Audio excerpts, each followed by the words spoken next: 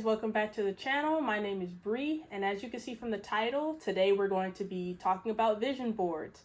I actually just started to make my vision board, and I just wanted to talk a little bit about what they are, why you should possibly make one, and how it works. So let's go ahead and get started. So first off, you might be asking yourself, like, what is a vision board? So a vision board is basically a collection of images, words, and quotes that represent your goals, aspirations, and desires, put in a visual form on a board. So this board can be digital. I know not everybody wants to like maybe physically make one, but you can make one digitally on like your iPad or your computer. You could put it on a poster board, which is what I did.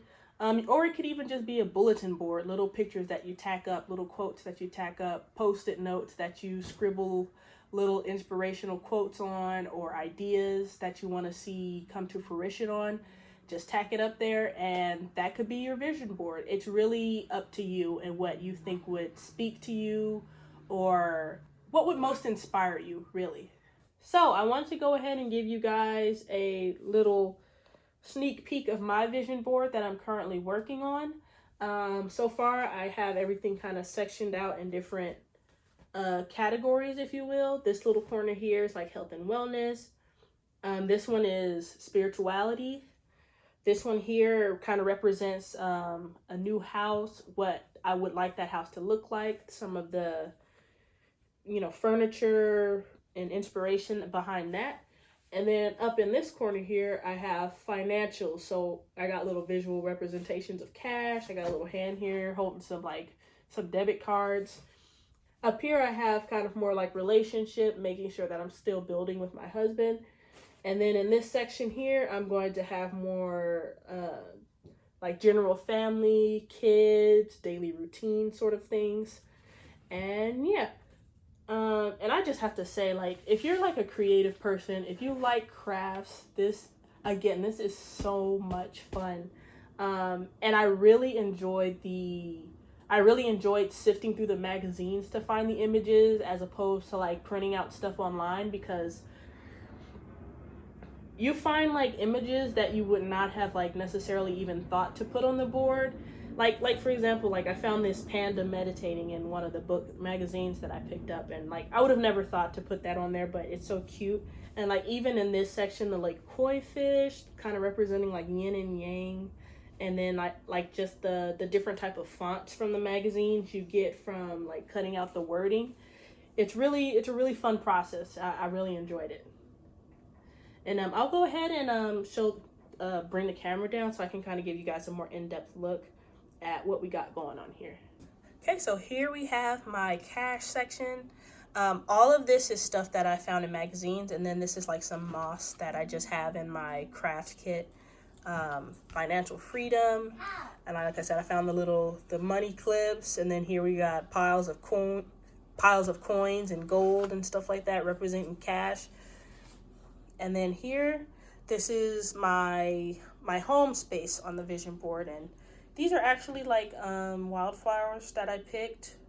Geez, like I think Autumn was like 1 year old when I picked those, and me and Cody, because we were going to Half Price Books to get some magazines, we decided to clear out our bookshelf to get some cash to pay for that. And I found a book that I dehydrated these flowers in. So that was a cute little aspect there. And then I have this furniture here, and then this really nice bathroom, bookshelves. And then here, an elevated life that's still down to earth. I think that really represents kind of what I would like out of life. Then here we have my meditation section. Like I said, I got the little pandas. And I thought like the big panda could represent me, and then like the small panda could represent my kids. So like not only should I be getting more into my spiritual practice, but I should also be passing that down to my children. And then these are some stickers I bought. They're like little, they call them dream catchers. And then, like I said, here's the little koi fish. These were next to each other in the magazine, like balled up in like a yin and yang symbol, but I just kind of put them on opposite ends. And then like up here we have the galaxy, because like obviously when you get into that spiritual stuff, it's out of this world, man. And then here we go. Over here we have my health and wellness section. So I've got like vegetables, a little weight here. It's go time, because when it's time to work out, that's what I need to be thinking. It's go time. Let's get out of bed. Let's do it. And then I just have some flowers because I thought they were pretty. And, you know, that's kind of naturey, kind of, I don't know. It's just pretty. And then up here, I found like a little hands, a black and a white hand holding. So, you know, me and my husband. I'm going to have to add more to this section. But, like, the magazines didn't have that many representations of, like, love or love quotes. So I'm not sure if I'm going to have to print some stuff out or what there. And then, like I said, this middle section here is going to be reserved for, like, general family stuff, the kids, things that I would like to accomplish in that nature. So, yeah, this is it so far. And, yeah, I really enjoyed making this. Some people might be asking, like, why even make a vision board? How does it work? Is this like some sort of woo-woo, you know, mystical magic thing that, oh, just because you put a picture of this, you know, 5-bedroom house on a poster board, all of a sudden it's going to come true? That's not necessarily what the vision board is for. So the vision board, it works more as a visual reminder of like your aspirations and your goals.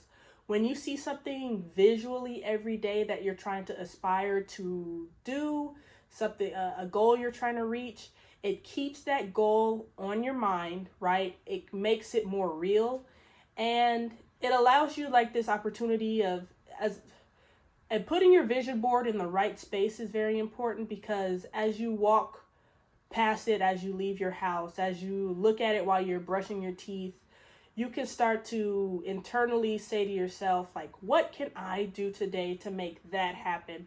What decisions can I make to make that come true? So an example that I would like give is, like, let's say you have a fitness goal, like you want a 6-pack before the start of summer, right?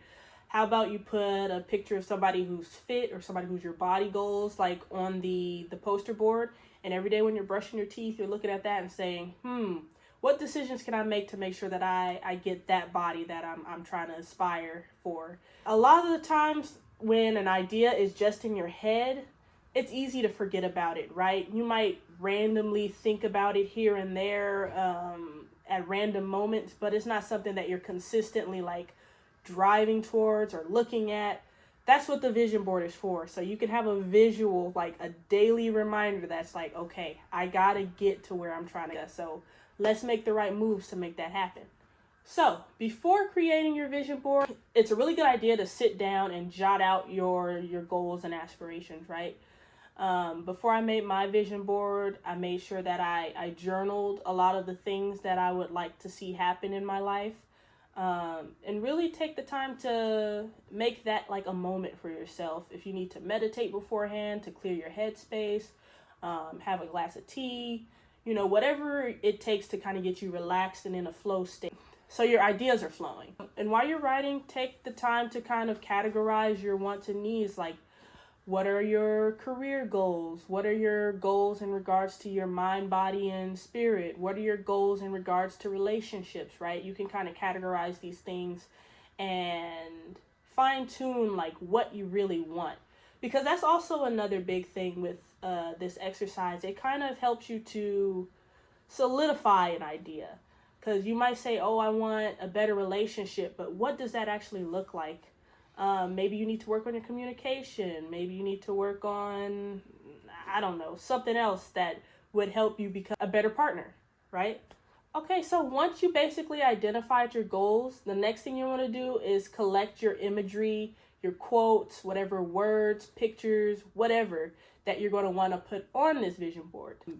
I'm going to be talking about a physical vision board. I didn't do mine digitally, so I'm not going to really talk about what that looks like. But what I personally did is I went to my local thrift store and my local like half-price books, and I sifted through their magazine section. You know, all these magazines were maybe like $1-2 each. Grabbed a bunch of those, and so yeah, I made mine pretty much collage style. And this is why it's a good idea for you to know what your goals and aspirations are beforehand, so that you can kind of be sifting through these magazines and kind of like, okay, this kind of would help represent meditation. This would help represent bringing in more cash flow. This would represent wanting that new house. This picture really represents the body that I want, or the fashion style that I'm kind of aspire to look into. So yeah, and I actually really enjoyed the process of making the collage, looking through the magazines, and I don't know what it is about X-Acto knives, but like I'm obsessed. It's so fun, like just carving out the images and getting into like that flow state of creativity, and it was a really fun process for me. I really enjoyed making this, and that's why I didn't really want to do it visually, because I think it's a bit more, in my opinion, it's a bit more cold. It's not as, you're not putting your hands on it. You're not, I don't know, but you know, it to each their own. But for me, I physically liked doing the crafting aspect of it. Okay, and once you basically have created your vision board, it's time for you to basically select a spot to put it. Like I said, a good spot to put it is somewhere you can see it every day. And this is also why it's good to take time to make your vision board and really like pour your creative energy into it and really try to make it pretty, because you want to put it on display. You want it somewhere you can look at it every day and it's visually appealing, like it's something that you're proud to kind of have up on your wall. It's pretty, right? You want it to look nice. And good spots that I think to put it are where you brush your teeth, possibly, or above your dresser where you get dressed every day, next to your mirror where you get dressed every day, maybe even by your front door, so that before you leave your house, that's one of the last things that you see before you head out into the world. So again, you could be like, what can I do today to make that happen? Okay, now that your vision board's created, you found a great spot to put it in, use it as a tool for motivation. There are going to be moments on your journey with whatever goal you're trying to reach where you're going to feel discouraged, you're going to feel like you don't want to do it, you're tired, you're this, you're that.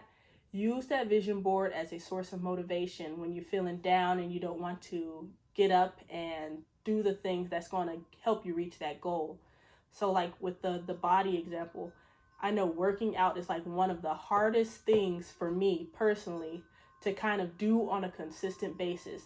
So I'm going to really work on my vision board and make sure that that's like that's going to be a focal point on there, so that when it comes time to maybe get up an hour early before the kids, before the husband, and hit the gym, do your workout or whatever, I can kind of help use that as a tool to push me forward, because you know it's not easy. And that's takes me into my next point. Like, the vision board is not magic. You're not going to just slap that six-pack up there and then not eat healthy and not exercise and it's going to happen.